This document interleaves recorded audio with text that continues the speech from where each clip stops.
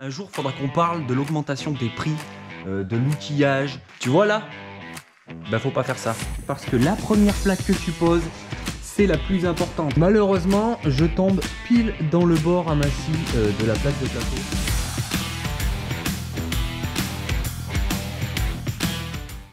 Ça fait plaisir ce soleil là. Ça faisait longtemps qu'on l'avait pas vu. Bon, même s'il fait moins 7 degrés quoi. Hein.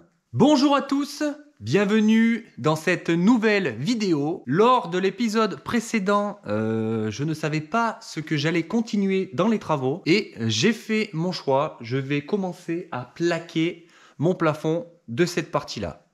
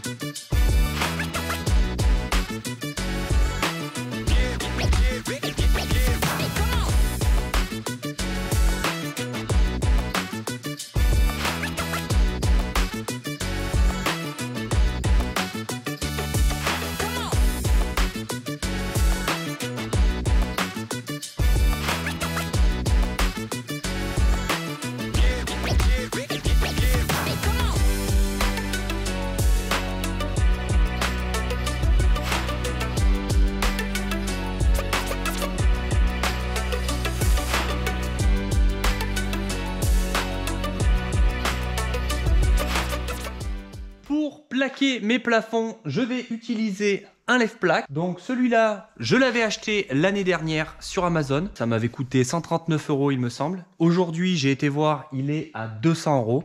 Un jour, il faudra qu'on parle de l'augmentation des prix, de l'outillage, des matériaux. C'est un truc de fou.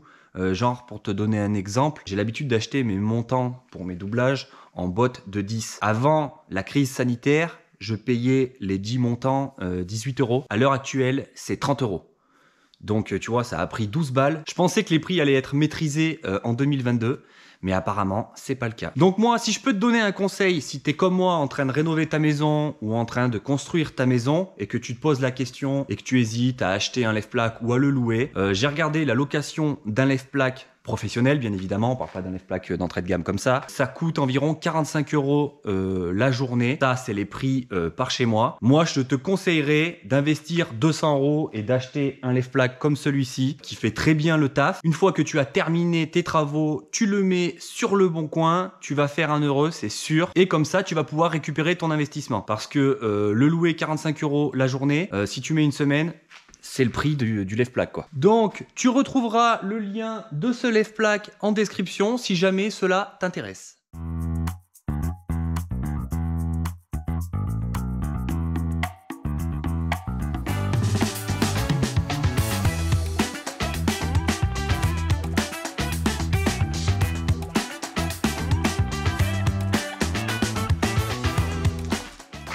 Tu vois là? Ben faut pas faire ça. Parce que là, bah, j'ai mis ma plaque à l'envers, voilà, comme un con, j'ai pas fait gaffe. Donc, je vais la renlever et la tourner pour la mettre dans le bon sens.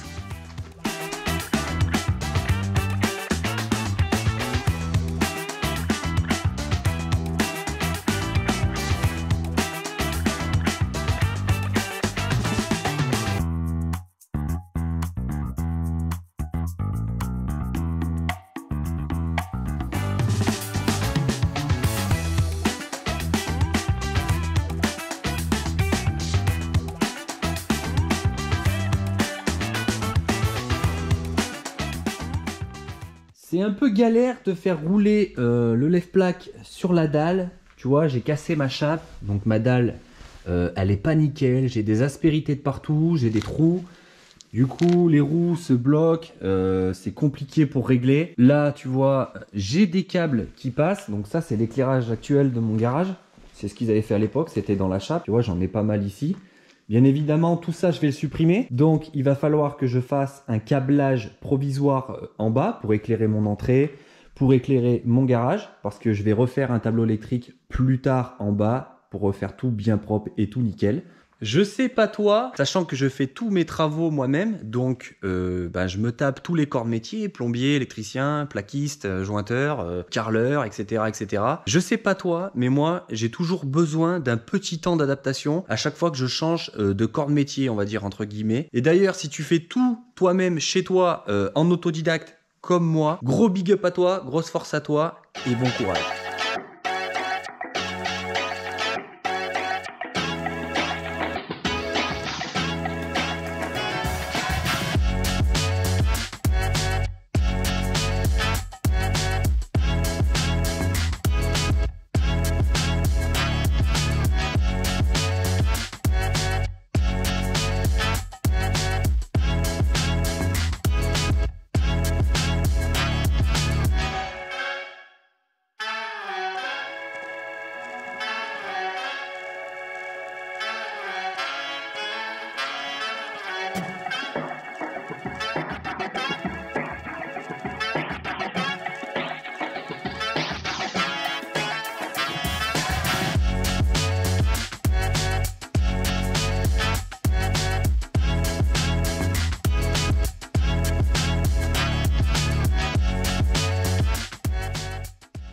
La première est en place, elle est nickel. T'as vu, je me suis assez cassé la tête à redescendre, remonter pour bien l'aligner parce que la première plaque que tu poses, c'est la plus importante. Tu vois, elle est bien alignée au centre de ma fourrure.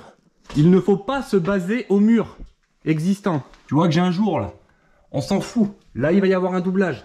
Le but, c'est que ta plaque soit bien posée dès le départ. Comme ça, la prochaine, tu ne vas pas galérer.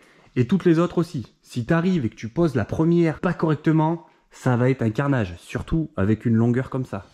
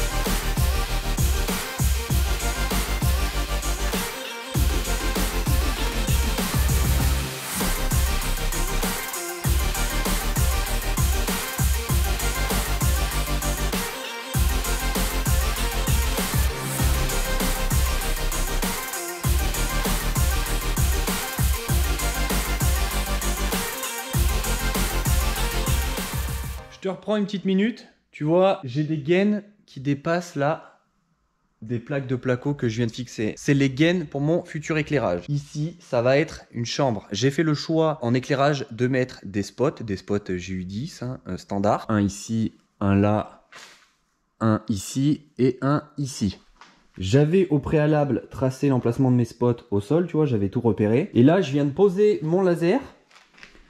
Et malheureusement, je tombe pile dans le bord aminci de la plaque de placo. Donc ce qui veut dire que je vais être pile dans la bande à joint. Donc pour m'éviter de galérer quand je vais faire l'enduit, je vais les redécaler plus proche du mur là-bas. Et comme ça au moins, ce sera plus simple. Donc là, rien de bien compliqué, hein. Tu prends ton laser, une fois que tu as tracé et que tu as repéré sur ton sol, tu le positionnes sur ta croix que tu as fait pour ton futur spot. Là, hop. Et ça te reporte ta croix au plafond. Tu prends ta scie cloche, tu perces, et puis voilà. Sachant que moi là, t'as vu, je peux passer ma main pour faire passer ma gaine. Bon, bien évidemment, fais attention de pas attraper la gaine, ce serait con. Et puis voilà, rien de bien compliqué.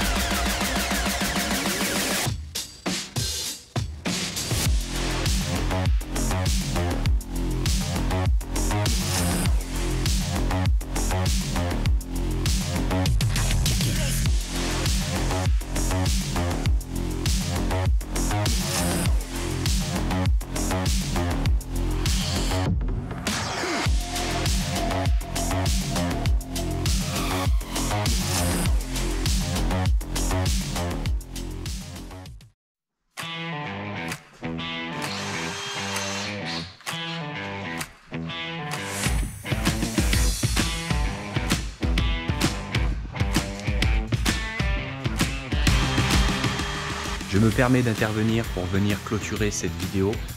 Il m'a l'air concentré et déterminé, donc je vais pas le déranger. J'espère que cette petite vidéo vous aura plu. Si tu n'es pas abonné à cette chaîne YouTube et que tu veux voir la suite de ces travaux, je t'invite à t'abonner juste en dessous. On se retrouve dans une prochaine vidéo. Ciao!